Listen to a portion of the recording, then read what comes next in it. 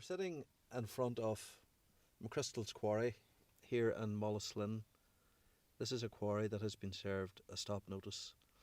It was served a breach of condition notice 3 months before that. It had ignored that. This quarry is now under investigation by the new Super Council and the planning authority that come with that. This will be a test case because no one knows exactly what's going to happen. So it's vital that councillors with the new powers that they have inherited are made aware of the obligations they have. With that great power they've inherited comes great responsibility.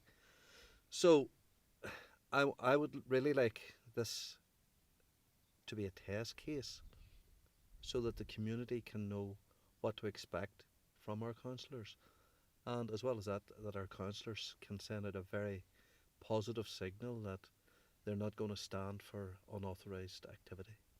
So now my understanding is there are other places in Northern Ireland where similar things happen. How widespread is this kind of quarrying way beyond what the regulations permit? It's the norm. I'm sad to say that it's normal for anybody quarrying just to do whatever they want. That's how ill-regulated we are here. It's terrible. And unless someone like me is highlighting this, no one's going to do anything.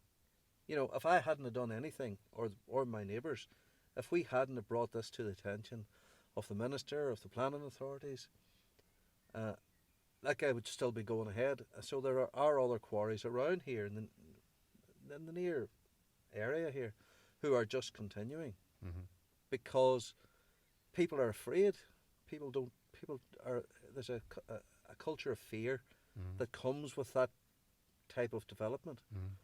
And people say, well, if the authorities can't do anything about it, what could I do? So it's not that the local people like it, it's more that they feel there's nothing they can do. Yeah, it's multi-layered, but at the bottom of it all is a loss of faith within the departments. And once the people see that, they see the departments as sacrosanct, as the last stand where the law comes into play. And so if they can't do anything, if the departments can't do anything, well, what can a small farmer do? I'm really interested in you say that here for this quarry, the politicians across the board locally, or the local councillors, if I understand it correctly, were all for it. Now that says to me a number of things. One is there is no distinction between the parties in their attitude towards the environment, and perhaps more, that there is no coherent vision for what they want the area to look like, or it is a coherent vision and it's wrong. Well, you can only go on the actions of political parties. Words are great, and they all have beautiful words about the environment in their manifestos and policies, but here their actions demonstrated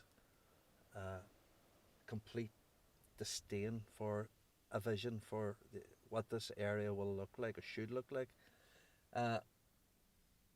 To a man and woman, they've endorsed the gold mine in the Sperrins, which is an industrial quarry. You know, so much bigger than this. The potential for ruin in that area is massive. I mean, they've already give the International Mining Company £360,000 just to make sure they don't go away. You know, it's terrible. So, whilst you may have some of the parties saying, "Oh, well, we're our environment. Yeah, we love the environment," you're going to measure that against their actions, and their actions in this part of the world are abysmal.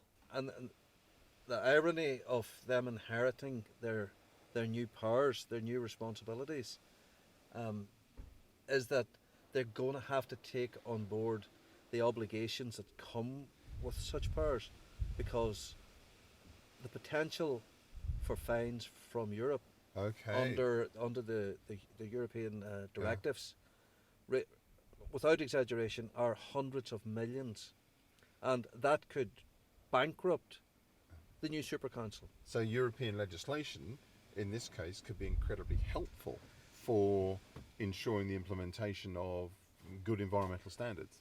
Exactly. Okay. That's that's our last resort here. Yeah. We can't leave it up to anything else. Yes. That has to be the stick held above the councillors.